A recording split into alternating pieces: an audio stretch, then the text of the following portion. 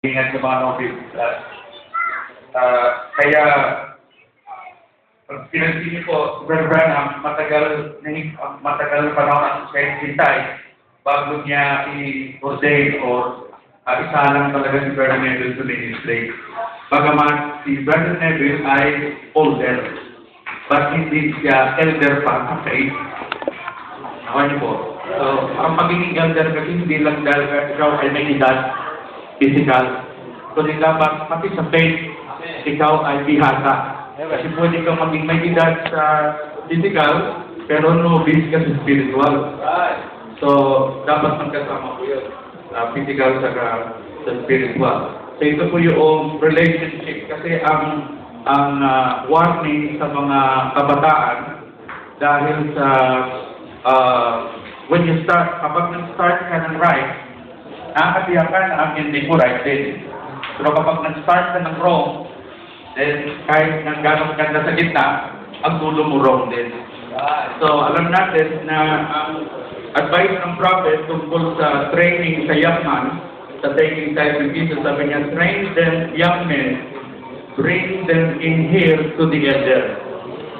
Dalhin sila sa ilalim ng elder. At hindi lang po yung matututo yung mga young man, ng mga doctrinal na bagay, kundi may kakibat po yung yung approach.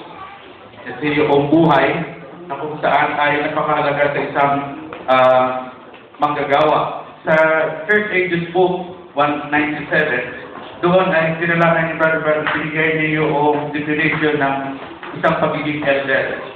Na siya ay dapat parehong spiritually at in age also ay older. At kung tingnan niyo kung may time kasi wala naman tayo projector, may time kayo, pwede niyo tingnan niyo kung 1 Kings chapter 11 hanggang chapter 12.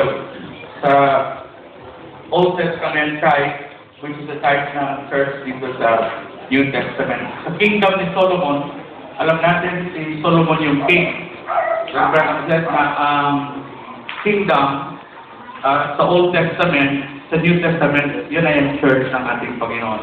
So the Old Kingdom ay sa New Testament, yun po ay tumutukoy sa church. Siya po yung pastor sa 12 tribo. Di ba? At bilang head pastor doon, may na-erase up na isang young man, si Gabriel, sa sabi ng Bible, at yun ay si young Jeroboam. Si Jeroboam. Now, sa ilalim siya ng ministry ng elder na ito na si Solomon. Ay alam po, ang sabi ng scripture sa atin, meron siyang nakita hindi niya nagustuhan kay Solomon na kung saan ay nag-post na siya ay parang nagrebelde. Again, hindi mag-stick siya, lumaban siya. At sumunod pa po roon ay mayroong isang propeta, hindi ko na matandaan yung kanyang pinakapangalan, na tinawag si Jeroboam at nagbigay ng propesya sa kanya. At ang prophecy ay tungkol sa pagkakaroon ng split ng church ni Solomon. Yung 12 tribes, may split yun sa dalawa. So, comes to prophecy. And then, pagkang babasa sa chapter 11, mga verses, mababasa ninyo na si Solomon, naging masyadong hard sa kanyang pamamaraan sa kanyang iglesia, sa kanyang church, na kung saan itong si Jeroboam, hindi niya nakayanan, siya po ay tumakas, siya po umalis sa church. Pero yung kanyang fatal mistake, nung umalis po siya, doon po siya nakisilong sa lugar ng Egypt. At binanggit din po yung pangalan ng head pastor doon, o pastor doon, na kung saan ay, alam natin, Egypt that speaks the Gentiles, na kung saan, pag in-apply mo po dito sa atin, ay iba yung akal, iba yung Diyos. Di ba ba? Bagaman sabihin may Diyos din silang kinikilala at yung isang Diyos at sabihin natin may pagkahawig, pero hindi katulad ng belief o pananampalataya na meron ang mga Israelites, katulad natin mga Messianic believers, di ba? So yun ang fatal mistake ng young man na ito, na hindi niya na makayanan yung pressure doon sa loob ng church, tumakas siya, at kung siya tumakas, ay napasa maling lugar, at doon ay nagkanlong, doon ay nag-stay ng ilang panahon, hanggang si Solomon ay maalis na sa pagiging pastor o namatay si Solomon. So nanatili siya doon, nagbabad siya doon, na may napakalaking apekto yun doon sa young man. Alam natin na siya ay mayroong gift. Diba? Meron siyang gift. So right there, makikita natin na katulad doong parable ni Jesus sa Matthew, hindi ko matanda ng chapter, hindi ko rin nakamali sa bandang baba ng chapter 24, tungkol doon sa pagbibigay ng gift. Diba? Binigyan ng iba-ibang mga, may 10, may 5. So yung binigyan ng isa, okay, makikita natin doon na nagkaroon siya ng masamang relasyon sa kanyang Panginoon. Nasabi niya itong Panginoon, hindi na nagpapakahirap, tapos darating, tapos kukunin niya lang yung pinaghirapan. So tinago na yung kaloob. Nakuha po, katulad ni Jeroboam, na nagkaroon siya ng maling relasyon kay Solomon. Bagamat, si Solomon, sabihin natin may ginawang pagkakamali, patandaan natin mga kapatid, yung mga ordained men ng Diyos, yung mga elders na yan, bagamat sila ay may mga pagkakamali, ganun pa ma-identify ang Diyos sa kanila. May purpose ang lahat ng yun. So, minsan may mga pagkakamaling nangyayari sa loob ng iglesia na pinahintulot ng ating Panginoon, pero tandaan natin ano yung dapat maging reaction natin doon sa action. Nakuha niyo po? So, una, balikan natin dito, bring them young men, bring them in dito sa elder. Kasi so, depende po anong elder ang pinagbababala natin, mga kapatid. At ang elder, alam natin, yung Lord ng Diyos ay yung totoo mga message believers. So, nung dumating yung namatay si Solomon, ang pumalit na pastor siyempre doon sa kingdom ay yung kanyang anak na si, anong pangalan nun? Rehoboam. Yun ang pumalit, si Rehoboam. Siya ang naging next na pastor, kaya na lang, parang hindi siya nagugustuhan ng mga elders.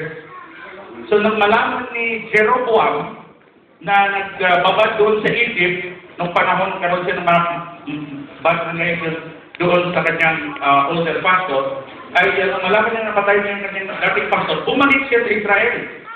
At siyempre, ang bulang ay sa kanya, pero hindi niya alam doon, may tangay-tangay na siya ng espiritu ng Egypt. Kasi yung espiritu doon, remember, sabi ni Apostle Paul, ay tatlong another yun, di ba? Another Jesus, another spirit, another gospel. Di ba? Nasa Galatians chapter 1 sabi niya, which is not another, but there are some na nag-pervert. Spirit yun, Egyptian spirit. At kung saan, alam natin na naging dulo noon. Dalawang tribes na blotted out. Sa ilalim ng pamumunog ni Jeroboam doon sa 10 tribes. Kasi po, kasi yun hindi nakita ng mga miyembro.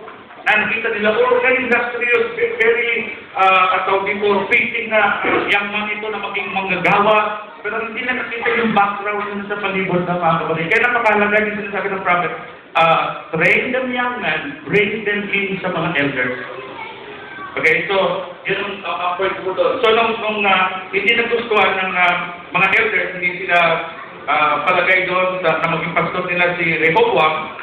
So, kasama si Jeroboam ng mga elders, lumapit sila doon kay Rehoboam at sinasabi, yung ginawa ba ng iyong ama sa amin ay gagawin mo rin? So, mingi siya ng panahon, make it short, mingi siya ng panahon, at sabi niya, bigyan niya ako ng panahon na tawag dito, na ipag-pray ito, pag-isipan ito, bago ko kayo sagutin. At ligid sa kanila, mga kapatid, siya ay lumapit hindi doon sa mga elders, kundi kumangguling siya sa mga young men. At yung advice ng young man ay ang kanyang tinanggap. At hindi yung advice ng mga elders kasama si Jeroboam. Kaya nung bumalik sila, at sabi niya, yung ginawa ng aking ama, mas lalo ko pa mga kapitid ang gagawin sa inyo kaysa sa kanyang ginawa. So hindi yung pagpapatuloy niya. So doon dumating ang time at kung saan ay nagalit ng mga elders at siya ay kinast out. At doon na po literally yung prophecy na fulfill na na-split na yung kingdom. Okay, 10 kay Jeroboam, okay, at yung Judah at yung Benjamin ay napasa ilalim ni yung anak ni Solomon na si Rehoboam. So, alam natin na doon sa bandang baba ng chapter 12, na yung 10 tribes sa ilalim ng pamumuno ni young man Jeroboam. Okay? Dahil sa spirito ng tao dito, nag-start sa sana tama eh. Kailangan tumindi yung pressure na sway siya. Okay? At nung bumalik siya, ay hindi na naging tama ang flow ng kanyang ministry hanggang dumating time na kung sa ilalim ng kanyang pamumuno, alam natin na nagtayo sila doon ng mga idols sa lugar ng Gad sa Ephraim, na yun ang naging kadahilan na nag-blotted out yung names ng dalawang tribes na yun. At hanggang sa Book of Revelation, kung di ako nagkakamali, na ay binanggit doon na ang dalawang tribes na ito ay